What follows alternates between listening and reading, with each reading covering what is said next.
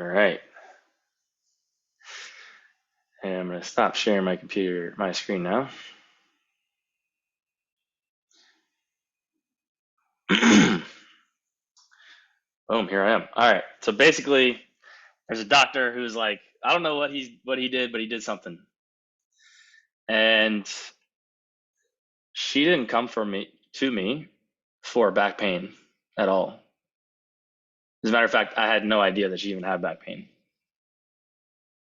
And that happens a lot. And so I've been feeling this intuitive draw to lean into what I'm calling energy healing.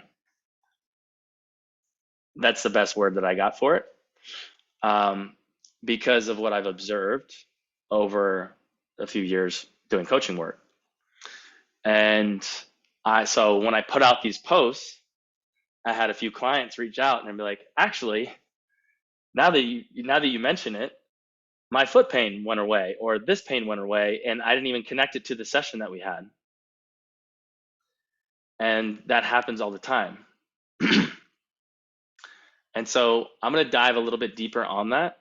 But I want to give you all a little bit of background and context. You all know me. There are people who are signed up that don't know me, but you all know me. And I've been coaching for now 3.5 years. And people, start off as just like a life coach. And people will come for me for life stuff, relationship stuff, work stuff, clarity around that, making difficult decisions. And and so when I first started out, it was just like, all right, I'm trained formally in a number of different modalities, but that's all to get you to the kind of starting line, and then you see once you get in the game, all right, what really works, what doesn't work, who can I serve, how can I serve? And what I found was that energy is where it's at. Everything's energy. You've heard that before. You also probably heard the quote from Tesla talking about, if you really want to understand the universe, think of energy, frequency, vibration. And I realized that all these things that people wanted my support with, there was an energetic level of that, right? Because belief systems are emotional. And being as they're emotional, they're energetic. And so as we did this energetic integration work around beliefs, I noticed how energy was stored in the body. When I guide people in integrating energetically, we're going into the unknown, receiving what's here, and the body will guide us.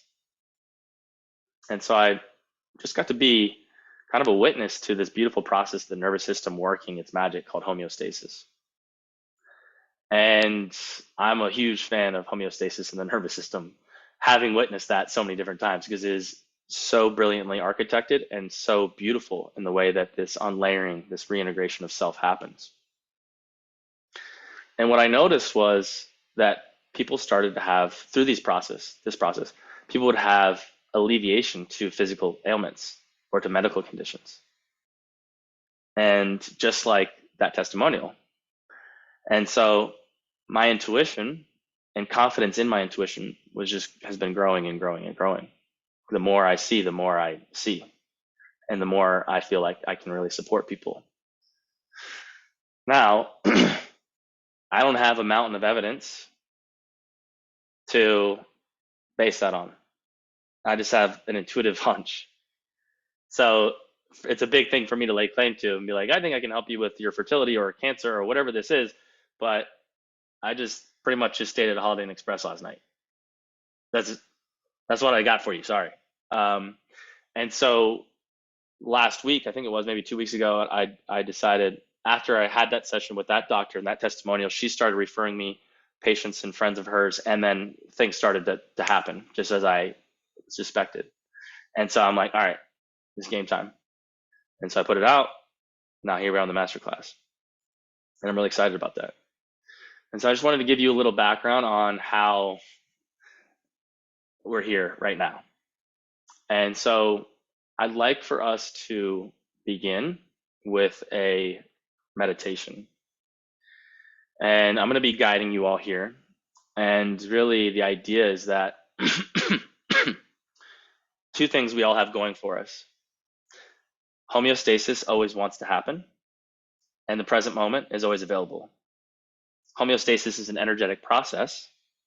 It happens through our energetic experience of now. And so everything we need to heal ourselves is always available to us.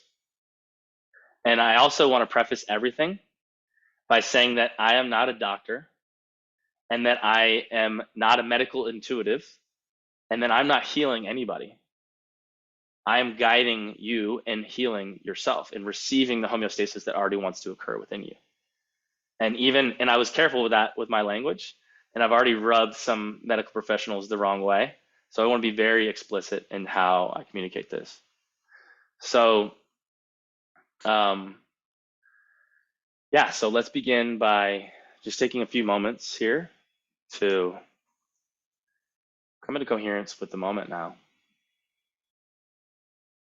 And so, gently closing your eyes and bring your awareness to your breath. And the breath is a direct experience of now. It only happens in the moment. And so by bringing our awareness to the breath, we come into the moment. The breath is also key to facilitating the flow of energy.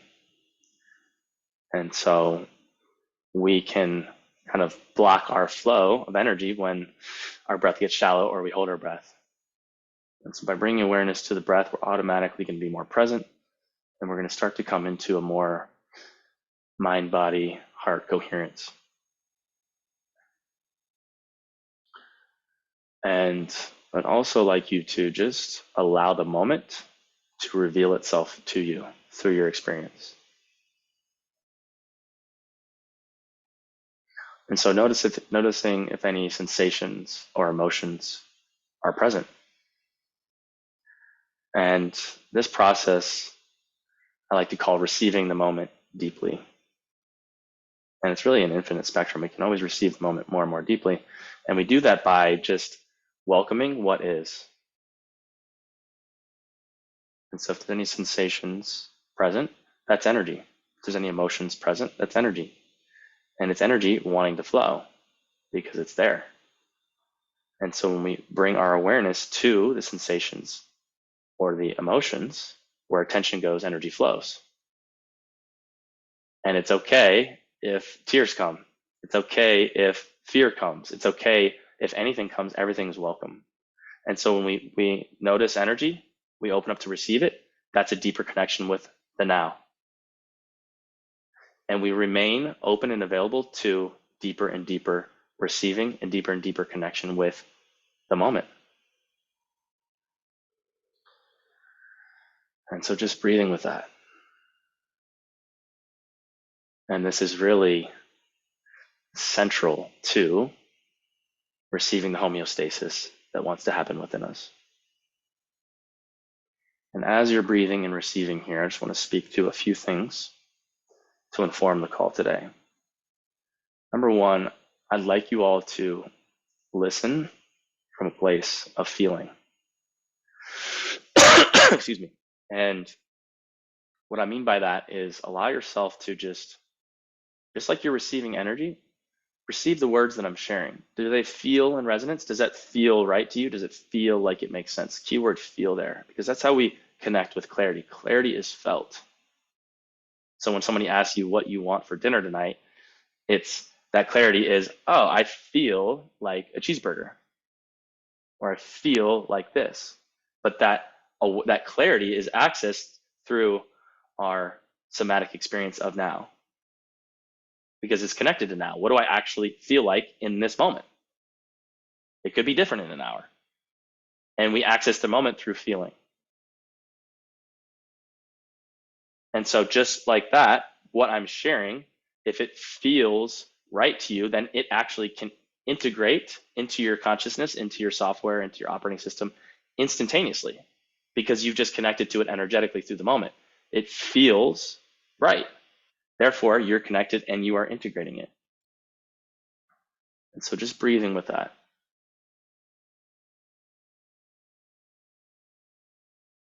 It also makes it a lot easier on us that we can just trust that whatever feels right is what we're meant to absorb. Contrast that with, oh, I got to take a whole bunch of notes and cram this information into my mind. That's a do. The feeling, the receiving is just passive. And it's actually going to integrate effortlessly in that way. Cramming for a test is like work. And so just trust that whatever you're meant to absorb, you will absorb. And whatever is presenting in your experience, open up to allow it and breathe with it. And that brings us into deeper coherence with the moment.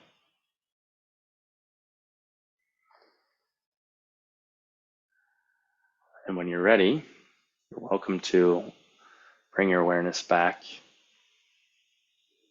to this Zoom room here. Thank you all for receiving with me there. So I'll give you a little bit of an overview for how this is going to flow today.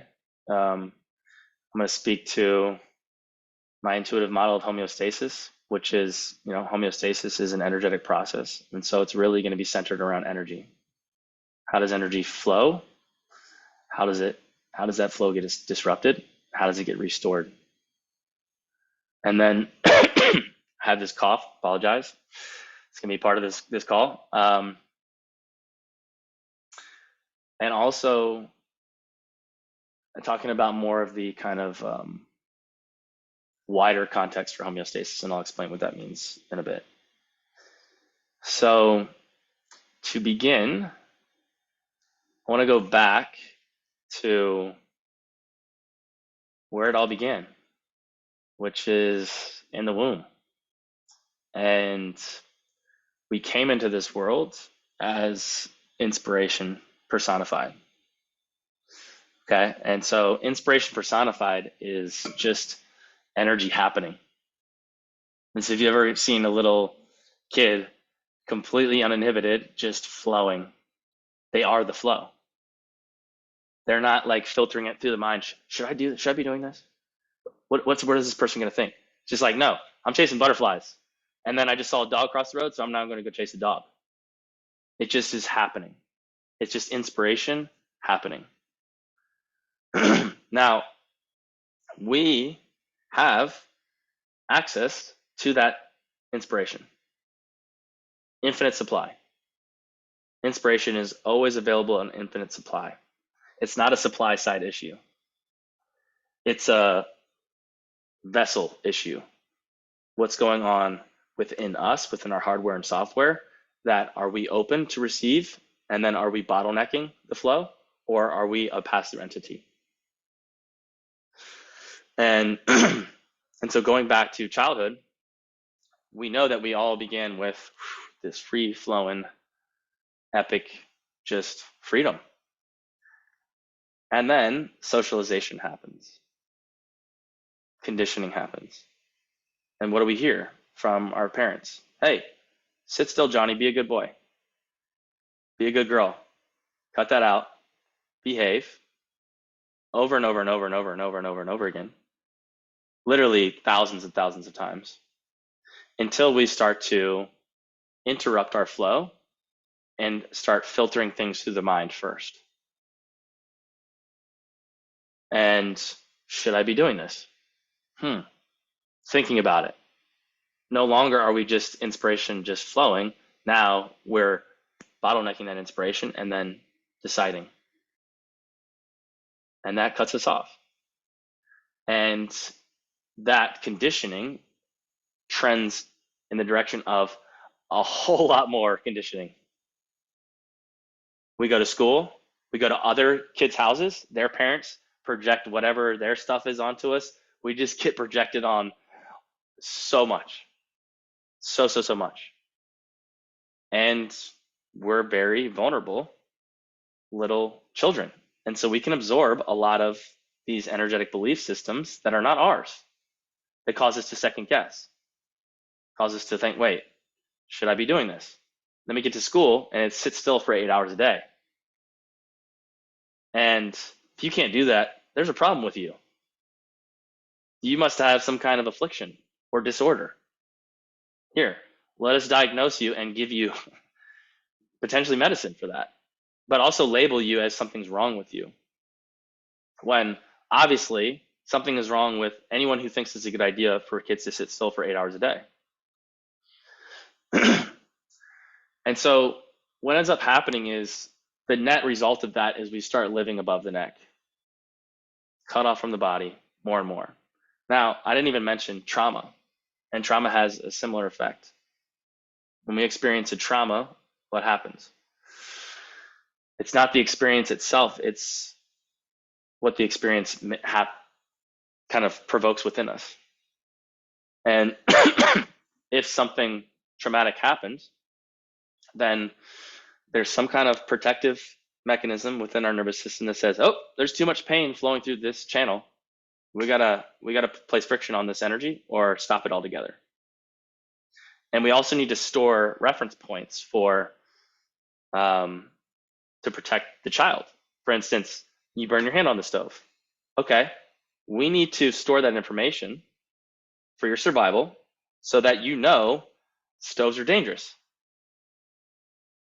And so how is that information stored? It's stored in our nervous system. Now, it could be for sure stored mentally, that we have the understanding, okay, I don't want to go near that stove, but there's another level of intelligence there. And this is part of my appreciation for the nervous system. It's based on energy. It's based on frequency. Every experience carries a frequency. And that's how the nervous system kind of keeps track of everything and keeps us safe. And so if we burn our hand on the stove, okay, that experience, there's like a snapshot of energy. It's a bubble of energy that is like, okay, we got this. Here's the reference point. Let's store it somatically in our nervous system so that anytime now we feel that same frequency, we know to divert or walk away or back away. Now, here's the thing. That is an autonomic process. That is, by and large, outside of our awareness. So we have the mental awareness of like the kid burned his head on the stove. Mentally, they know, okay, I burnt my hand. Stoves can do that. They have that potential. But the autonomic nervous system apparatus, it will just divert us without our awareness. It's like an early detection system. It can feel it and see it coming, and then it's like, okay, let's do something else. Now, on the one hand, that's an amazing aspect of the nervous system, like incredible technology. Wow. Now, long term, short term, that could be beneficial, right? But long term, it's not really. And I'm going to give you an example of that. But I want to think right now if I want to do that right now or in a few minutes. In a few minutes. And so energy gets trapped, right? And here's the thing. Energy doesn't want to be trapped. Energy wants to flow. Feelings want to be felt, sensations want to be sensed, and homeostasis wants to happen. And for homeostasis to happen, energy has to be flowing. And so guess how many instances of these types of experience we accumulate in our early years? A whole lot. And so what that amounts to, like I said, is living above the neck. And this energy that's wanting to flow, guess what? There's tons of these different pockets or bubbles. And if you have energy that wants to flow, it's not allowed to, well, pressure builds, right? If you have energy that's trying to move, it's a closed system, pressure is going to build. And it has to have some kind of energy to resist that flow of energy. And so biologically, it's very expensive on our nervous system to have all this unintegrated energy.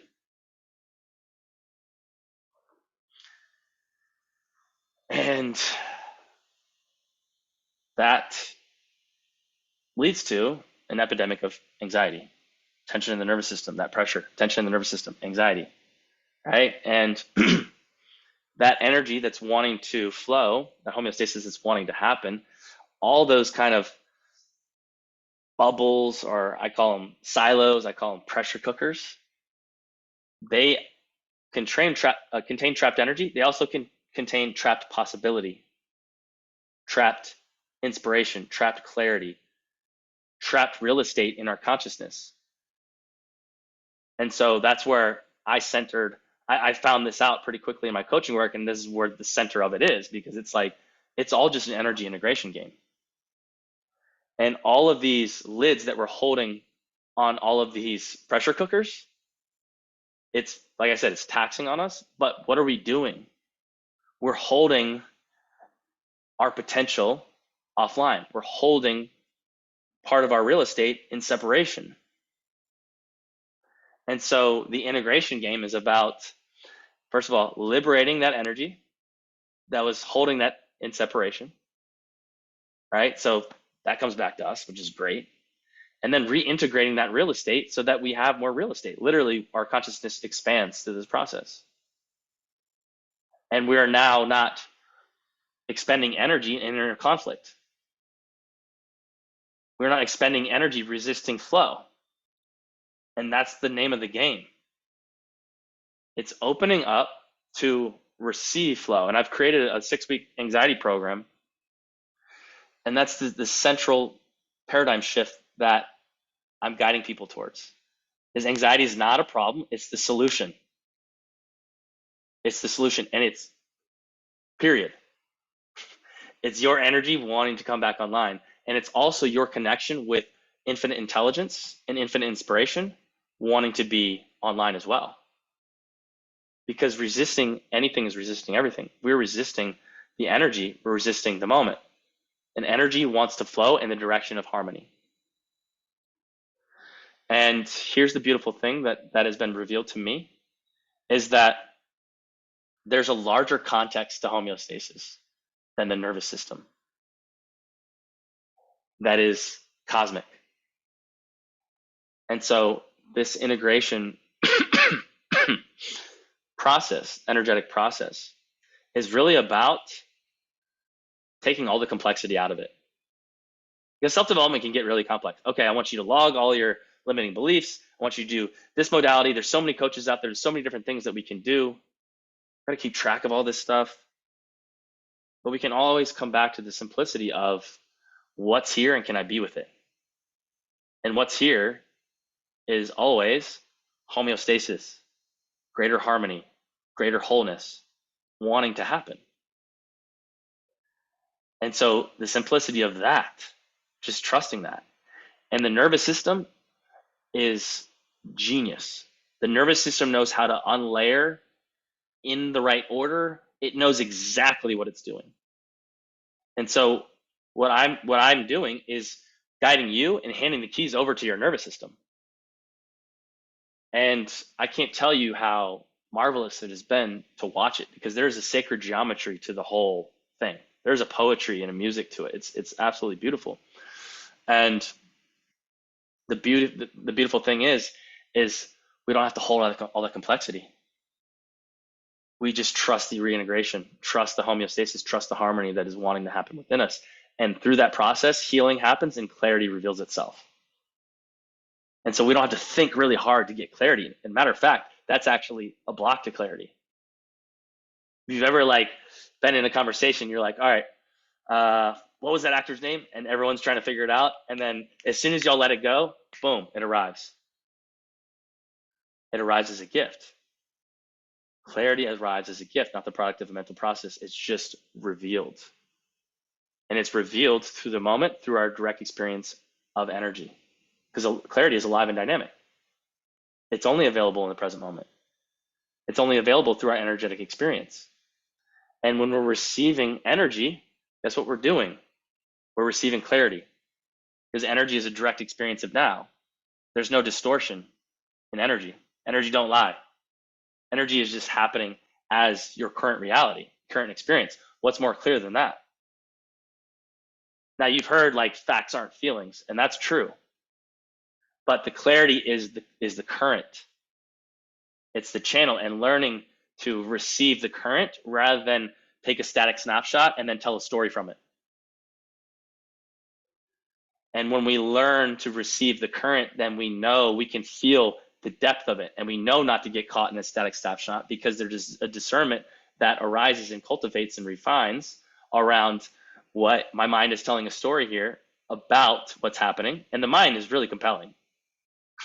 The mind will tell some compelling stories, it'll connect dots. That's its job.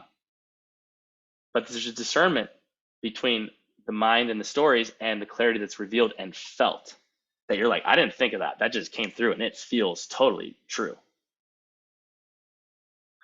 So, and so what we're doing is we are receiving ourselves in the moment unconditionally, unconditional love, because those are the ingredients and conditions for flow to occur, for harmony to occur. And so one way to think about this is we're holding space for ourselves in our reintegration of our pain from our childhood or whatever it is, as if we were holding space for a traumatized little child who had just come from war or rape or something just horrific. Because that's maximum flow, unconditional love, full aperture, wide open. Everything's welcome and we got all the time in the world. And in that way, homeostasis can't help but happen. That's the homeostasis frequency, actually.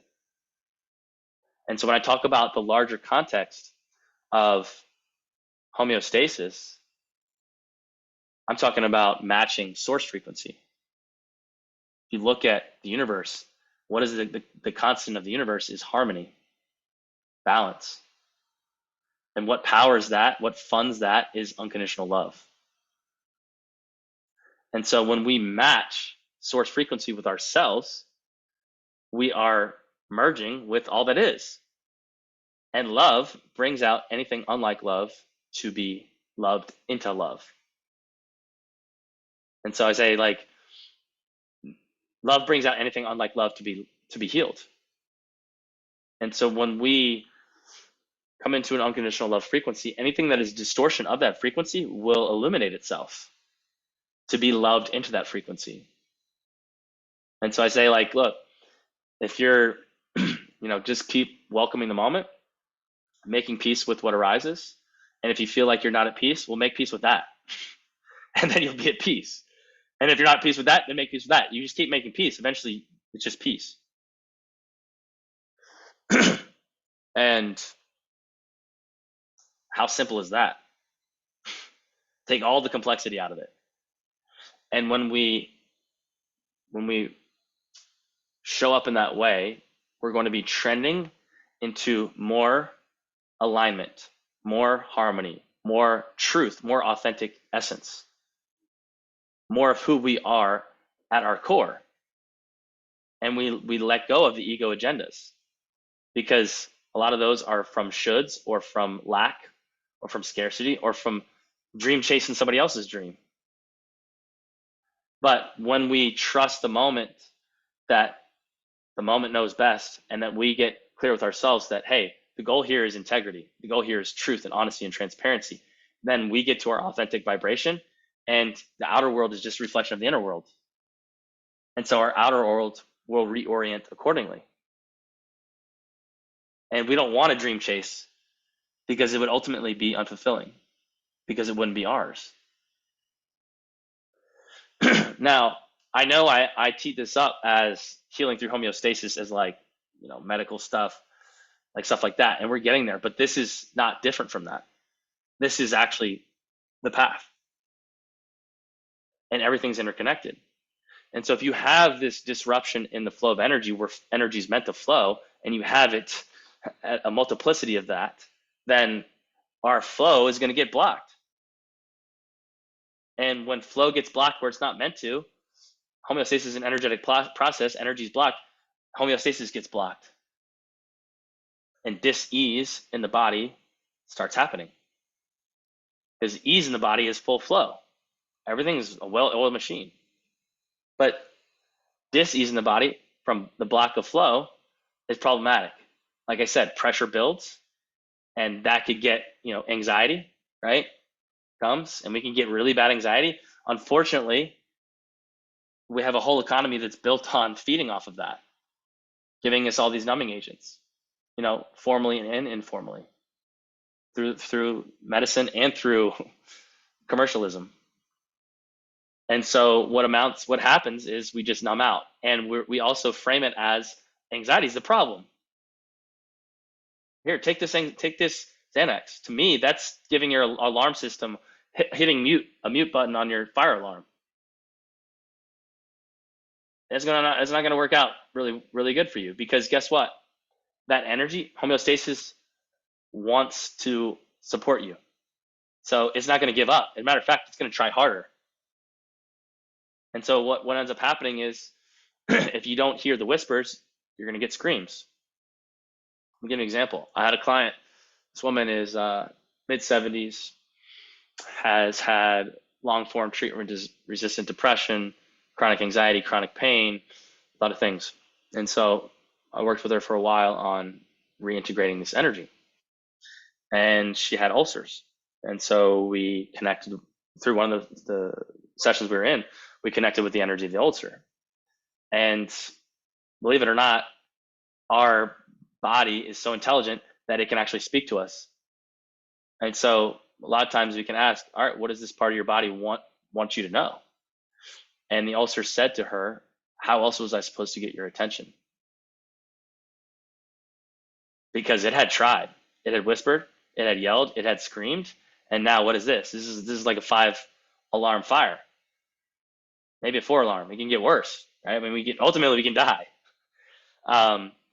But that to me is just more validation of this paradigm. And I've seen so many case studies just like that. I've experienced that firsthand.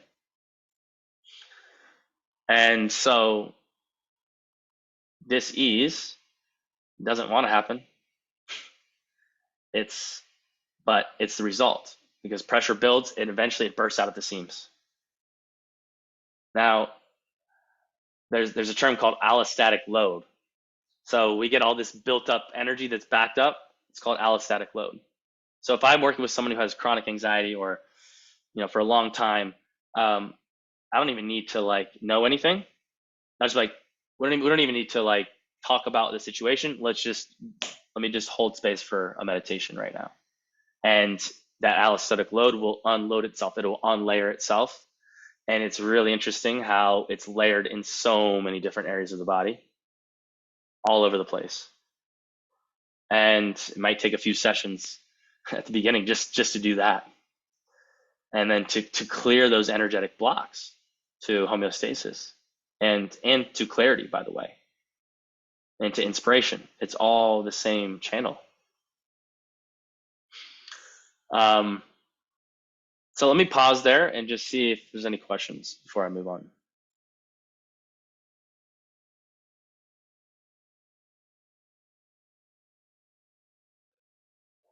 All right. So let me move on then. I might have some for you by the time we're done, because you and I kind of balance each other on, I'm big on mind-body connection. I'm big on programming and such. So I'm going to come up with some, because they're very relevant. Like, I understand letting go of that, but sometimes that dis-ease is there to show us a blockage of a limiting belief system, correct? Or it shows us the space. Mm-hmm. So what are your thoughts on the fact of, or on the side of present moment clearing, just staying in the present moment clearing and getting to homeostasis, as opposed to also looking at the details of why that might keep coming up? So just to give you, for instance, when I trained with Dr. Bandler in NLP, he would always say, details don't matter. Here you are in this moment. Here's the way through and out. But my thought process with that was that the details had relevance, because I may spend the rest of my life finding myself in a repetitive moment that comes up that then I have to show up and put the work in for. However, if I paid attention to some of those details and what it was showing me about my belief systems, about how my brain is programmed and working, and I can eliminate that, then I don't have a lifetime of work in those recurring aspects. Does that make sense? Yeah, I'm with you, bro. Because Well, I'm loving what you're putting down, because it's a new it's just another perspective. It's a new perspective for me in some ways, because I know your work, um, and it's I'm just integrating it kind of with my thought processes. beautiful. Love it. I was actually going to go in that direction too. So this is great. Tee up. Um, yeah, look, we can use the mind to pay attention to here. What are the variables? What are the patterns? Oh, I'm noticing that there's this recurring pattern. So what can I do with that? And it can be useful to journal about that to kind of unpack it and or unpack it however way you want. Um, what I've found is that that can lead to, in some cases, unnecessary complexity. I'm not saying in all cases because you can do that effectively. But a lot of people spend a lot of time in the complexity of it. And to me, the beauty of this is we don't need the complexity, it's the simplicity. And the integrations happen as we're energetically integrating. The clarity around the dynamic, the insight that we want to integrate this limiting belief reveals itself. It integrates itself. And I'll give you an example here about that. So, so yeah, so I have a client who she lives on an island, and this island has uh, like middle school vibes, like cool kids, a lot of politics, popular bullying, all that kind of stuff, and small talk. And she's not feeling it. And we did a session, and she was talking about how this woman just really bullies her like pretty badly. And it's like she's like, I don't know, 50. Like, come on, what are we doing here? And so we started to feel into the energy of that because it's triggering for her. And we were feeling into the energy of that. We realized that this was actually a pattern in her life, that bullies actually found her in her life. And she's like, what the hell is going on? Do I have like a heat seeking missile on me? Like, is there a sign on my head that says bully me? And so as we're feeling through the energy of this, much is being revealed. And this happens a lot of times when we're feeling through triggers. We're feeling through triggers, if we're open energetically, a lot of times it'll take us to the seminal event where the trauma occurred, where that reference point was initially somatically stored to protect us. And and so we're feeling into that, and because I didn't know she had, or I haven't even told you guys yet. 8th grade, she had this girl that really bullied her, and it traumatized her. And so I didn't know that. We're feeling into it, and so it's the same frequency of experience, right? And we're feeling into it. It takes us back to the seminal event, feeling through that, and then reconnecting with that energy that is old, that's been stored there since 8th grade. And when we tap into the energy, that energy is a bubble. It has like a surface tension to it.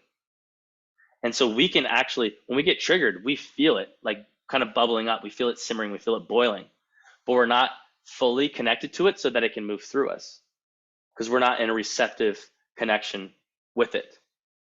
So, hold on. I made this little like the world's worst graphic on this, but let me just share it with you. Um, why is this on the top? It's so annoying that is it. Okay. So you see here surface tension, right? When we are not connected to it, it's kind of closed off. We can feel it though. We can feel it. We know it's there, and we can feel it simmering into the surface. Now, when sorry, bear with me. The finger is like our awareness. And so when we touch, when we bring our awareness to the energy, you see here, we've tapped that well. And now the energy can flow through us. We have access to it. We've opened up a receiving channel. And one of the analogies I like to use is like a fireplace flue. When you open up the flue to the fireplace, heat from the house can rise up through the chimney. When we open up a receiving channel now, and we're connected to that well, where attention goes, energy flows. We bring our awareness to the energy with the intention of opening up to experiencing it. Just sensations, emotions, and information that we're talking about. And now that energy can move through us like a weather pattern, and we can heal. And that reference point, that trapped energy, is no longer trapped, it's moved through. And here's the beautiful thing about that: we're no longer going to be carrying that frequency of energy, which makes us a vibrational match for that experience to keep finding us. And that's why when we have a trauma like that, we have the heat-seeking missile of the bully. Bullies just find us in a room. I don't have that. So I don't have bullies that find me. You know what I mean? Because I don't have that trauma, and I don't have that stored frequency of energy. But she did. And so this actually gets to the large, and so triggers are our teachers. And this gets to the larger context of homeostasis. Because how easy would it be to tell a victim story about that? Why the fuck do I keep getting bullied my whole life? Like, and I mean, like, that's gonna be traumatic, re-traumatizing. You could get really furious with the universe about that. Why does this keep happening to me? Literally, I don't understand. Can you imagine? You connect with the energy of how frustrating and upsetting that can be. And you could apply this to any kind of traumatic experience that you relive. So easy with a mountain of evidence to tell a victim story about that. Now, if the universe, if its law is harmony, it wants us to bring into harmony, why would it be doing that? Why would it be re-traumatizing us? Well, here's the thing. Homeostasis with humans, it's a little bit more complex than in the animal kingdom. In the animal kingdom, you get traumatized and you just shake off the trauma. Has anyone seen this? Oh, you haven't seen it? All right, dope. I'm gonna pull someone up here. Impala, gazelle, trauma. All right, share my screen again. Wait, where's this one? Hold on, guys. I teed this up. I got it somewhere in my presentation. Boom. All right. Share my screen. Yes. Beautiful. Okay, you see this? The cheetah has captured the gazelle, or the impala. And then something spooks the cheetah, and the cheetah runs away. And then now this gazelle, which, by the way, he was fine. Sorry, I forgot. I was trying to look at you guys. The impala wasn't. Look at it. It went into fight, flight, freeze. So it's in a freeze survival state. Okay, and you see it breathing here. You see those deep breaths. Now, it's in a trauma response. And in a second, it's going to get up. You see that? It's shaking out that trapped energy.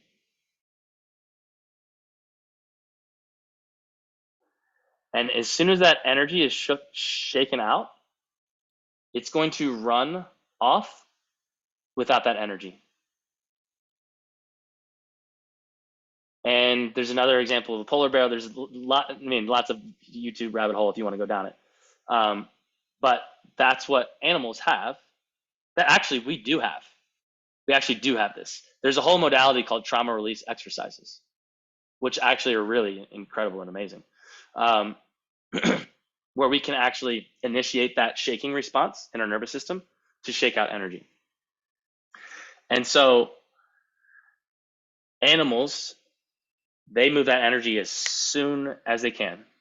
Humans, we have a default mode network, and I think our default mode network is like more active, whatever, and it downregulates against homeostasis. And when you go into a psychedelic experience, the blood flow to the default mode network actually lessens dramatically, and that's why we have just more flow available to us, and more energy is able to move through us. It's not compartmentalized in the same way, and that downregulation against homeostasis is not occurring. And so if the universe, intelligent as it is, wants to bring us into harmony, and it knows that homeostasis should be optimally functioning like it does across the entire animal kingdom, then what they want us to do is actually to integrate that trapped energy. And so what's the quickest way to do that if homeostasis is working? You just poke where it hurts. because that puts you into contact with the energy that is stored, so that all you have to do is feel it and it moves through. Literally, it's that simple. And so, on the one hand, we could look at the universe. Why does this keep happening to me? But it's actually the universe trying to just jar that energy loose so that you come into harmony as quickly as possible. And so, can we look at it that way and see it for what it is? And unfortunately, in our school system, we're just indoctrinated into all these legacy paradigms that just are insane, like almost diametrically opposed to what we should do. And I'm hoping that that's shifting. But imagine if we had these tools and understanding of how energy flows, it wants to flow, and how it gets trapped. If someone pretty much gave us a manual on how to be human, how hardware and software works within us, completely different ballgame. And we would be living our dreams, because we would be our dreams personified. We would be inspiration personified. And up in spirit world, in pure potential land, there is no identity crisis. There is just inspiration happening. It's not like, well, I don't really know. Should I do this? Like, if you get inspiration, it's for a reason. It's because it wants to be supported out in the field through synchronicity. So, like, if you really want this job, or if you really want to ask the girl out, and it's truly inspired, it's not from an agenda or ego trip, then if you let fear bottleneck you, block you, then that inspiration is dying on the vine. But what you didn't know is that spirit was, I know you don't think you're that good looking, but somehow this girl thinks you're cute. Right? It's gonna, like, trust me, if you just trusted, it would work out. You can't see it from here. I know it's scary. Anyways, and so that's the larger context of homeostasis, is that energy is always wanting to come into harmony. And how simple is that? And so my work has led me to focus here in this area because I see it as the central nexus of everything. And there's a group in, I think in Colorado, they do psychedelic somatic work. My work would be characterized as somatic. And they're working with cannabis. And what they're finding is that with cannabis, cannabis also downregulates against default mode network. And when we open up to allow our nervous system to just contact that stored energy, that trauma, and allow it to move to just it be experienced, then the nervous system works its magic. Because there's a whole fear around re-traumatization with trauma work. But my belief is that that's not a concern if you are just receiving. Where it's a concern is if you feel unsafe, and if a facilitator or yourself is pushing you to go dive into the deep end of something. When you are receiving your energy in the way that I've described, it comes at your pace, and your nervous system is the governor. And your nervous system is so brilliant, it knows not to just send you a tsunami of overwhelming stuff. It gives you what you can handle. And then when you've processed that, it gives you what else you can handle. And I've seen that without any kind of distortion or flaw at all, every single session that I've ever done. Nothing has led me to second guess that at all. And all my sessions are intuitively guided. And so I'm developing this really beautiful relationship with an understanding of the nervous system. And these guys have arrived at a lot of the same conclusions that I've arrived at. And they said that, let me see if I can read this quote. This is really brilliant. They call it potentially the holy grail of mental health. And I see it as that way too. Because all of our wounds are available and always wanting to integrate all the time in alignment with higher consciousness, infinite intelligence that wants us to be living our dream life. Holy shit. Take all the complexity out of it. And maybe I'll just put it in the chat or something, or share with you. It's a little jargony, but here we go. Boom, boom, boom, boom, boom. Yes. And I think that's what Okay. I was getting at is the re-traumatization, how you put it in that way. The understanding that that blockage came from an event, or that blockage, we're good at what we practice. So the longer we practice that blockage, that limiting belief system, that program, that energy builds and builds and builds. And so we, I've seen it before where I leave and go to a small group coaching retreat or Joe Dispenza for the week. And when I lived in Indiana and I came back to Indiana, I would walk into my house and all of the visual auditory anchors, or the people that we see, the events that we do, remind us and put our body and brain into a old patterned habit, which then Hmm. starts storing that energy again. So that's why I'm loving this, because I think it's going to alter a little bit of some of what I do. But I think that's the relevance, that re-traumatization, and the getting into the understanding. And maybe that's just diving really deep, really fast versus going at the slower pace that you're talking about. But it's that discovery of what it is that's bringing that up. Does that make sense? So I appreciate where you're going with this and the re-traumatization. Yeah. Yeah. No. We can go into whatever we feel comfortable with. Mhm. And I'm glad you brought that up because I want to wrap up here, but I have a couple more points it's important that I speak to.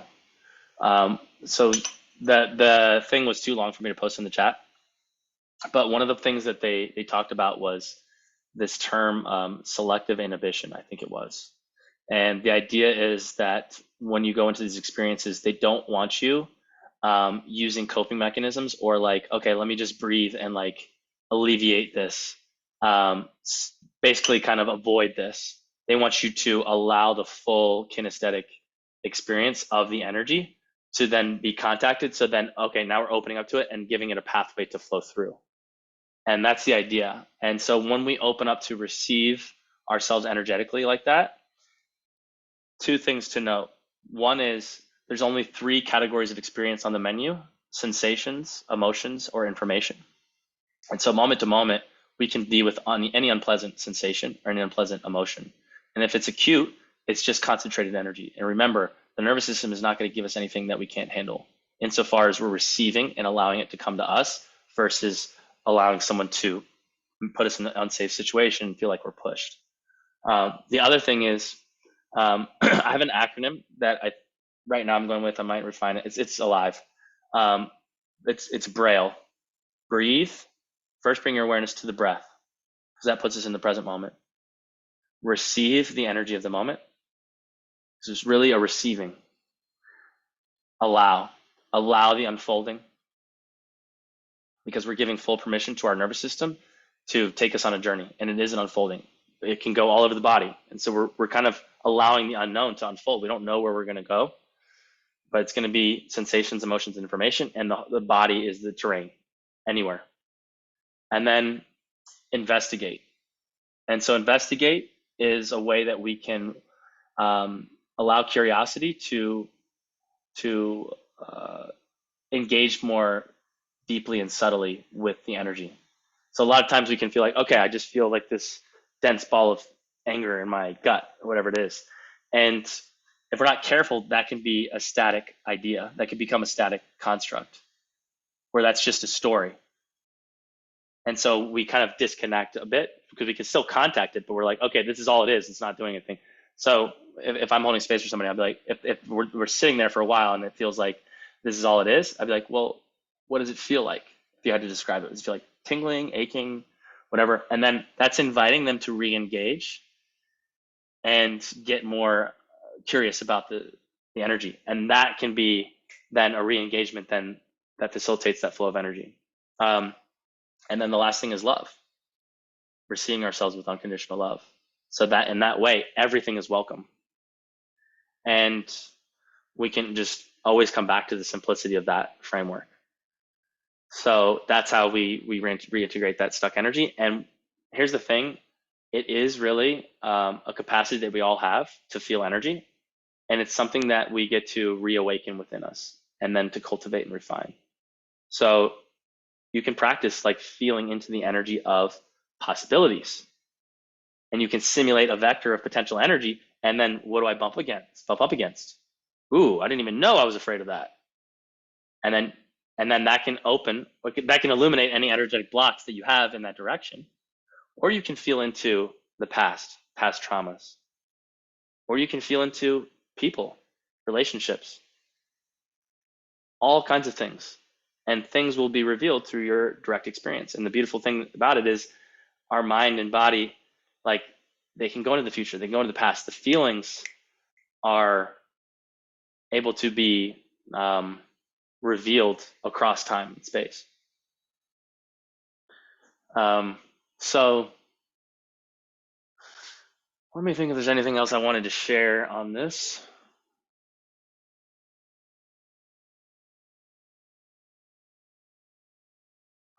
Yeah, I think that's it. I mean, I could go on for a lot longer, um, but I think that covers kind of the full spectrum of it.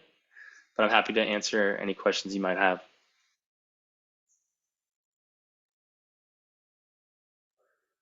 So Oh, do one last thing I do want to you, speak on is the apex problem. So homeostasis is hard to build a business around. Uh, because think about it, when you get sick, you would you would like kill your brother to be healthy again. Like, you do anything to be healthy again, right?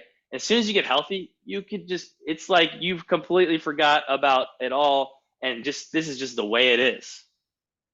Okay, so I've held so many sessions where someone will have some powerful integration, and then I won't ever hear from them again. And I'm like, am I crazy?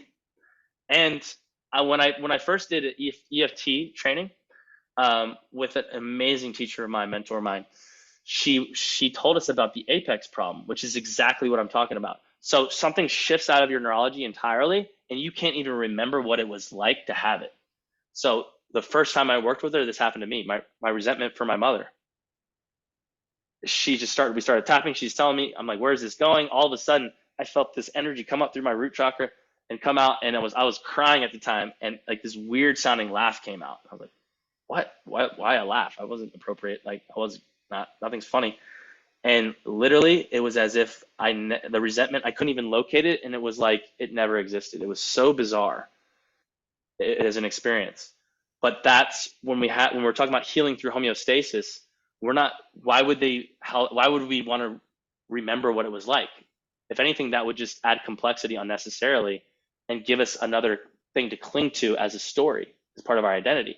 But when homeostasis happens, that's the type of thing that happens, is just we're just not sick anymore, and we don't really value it. And so in my group coaching containers, the anxiety one, at the beginning, I have a question to say, how would you know that this problem area that you're bringing in would be addressed and alleviated? Because I want them to be able to connect the dots to the work that we're doing. Um, so that's definitely an interesting wrinkle in all of this. Um, all right, any questions? so do you believe that then by doing this method and working on specifically energetic homeostasis, that in the feeling through, in the releasing of that you get a rewriting of neural networks, Oh so yeah, to absolutely, absolutely, exactly. speak? New neural pathways, 100%, Hmm. 100%. And that's where we can integrate to rewire, but we can open up new neural pathways through energetic expansion work. And like, so um, that's more of a rabbit hole, but Sure. yeah, like if you have an energetic block on fear, feel through the fear, and it opens up a new neural pathway. Mhm. You can A neural pathway is a possibility lane. It's a lane of thinking, a lane of possibility that we didn't previously have access to. And it's really interesting when the more and more I dive into this work, the more and more I just see it's so energetic, and there's surface membranes on neural pathways. And so I can feel like where somebody's in a their consciousness is in a bubble. This is not condescending at all, but just I can feel where the edges of where their understanding are, where they can't meet me in a place of understanding because they have some kind of surface membrane or limit on the neural pathway dealio. And I can see how the limiting belief is energetic, and I can also feel how I could support them in integrating that so that they could energetically come into coherence with the frequency that I'm speaking from. If that makes sense. Follow that? Yeah, I think so. And that, I mean, and that really gets back to the lack of re-traumatization then too. Yeah, I mean, I honestly don't see re-traumatization as an issue in my work. It's almost like irrelevant to me. I know it can happen. I know it can happen, but I don't see it as relevant to the work that I do, except that it's a consideration for me to never push anybody into unsafe places. Mhm. So that's like built in. I know that from experience because I actually have done that before on one circumstance. Actually, And two. also, if something like that happens, it would just be an indicator that they didn't fully feel through that and fully integrate that energy and fully come into homeostasis. If there was re-traumatization, Yeah. well, that wouldn't be on the menu. That wouldn't be accessible. Mm. If someone gets re-traumatized, we're no longer in in the business of feeling through that. We're in the business of getting to safety, and then ensuring safety, and then they can decide when they want to explore that, if at all, to re-engage. It has to be self-guided. Mhm. Yeah. Yeah. So that's where everything comes to us, and that's not an issue because we're allowing the nervous system to guide the show. Does that make sense? Mhm. All right. I know we're 5 minutes over time here. So real quick at the end, thank you all for showing up and for listening. And I just want to share a couple things. Number one, if you saw this, you probably saw I'm leaning into this work, and so I'm looking for case studies to build. And if it's a big thing, we're like, hey, my friend thinks he can heal, so understood. But if anything, just keep me in mind. I do have a couple group coaching programs where we go deeper into this stuff. One's Awaken Through Anxiety, which I'm having a lot of success with. And so in my fourth and fifth cohort of that, start at 333 because it's running beta. I'm going to scale that up by the end of the year. I think it'll be $1,000. It's a 6-week program. It's had a lot of impact. And so if you know anybody with anxiety, this is life-changing.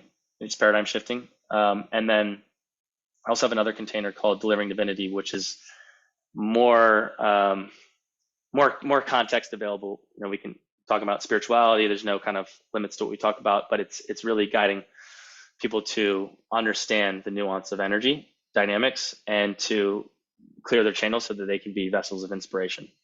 That's the idea, and that's a 3-month program. So just put on that on your radar, and appreciate y'all taking the time today. Appreciate you doing this, Phil. Yeah, you got it. Yeah, thanks, Phil. This is Thanks, great. brother. You bet it. All right, awesome. Have a good day, everybody. Take care. See ya. Cheers. Thanks, bro.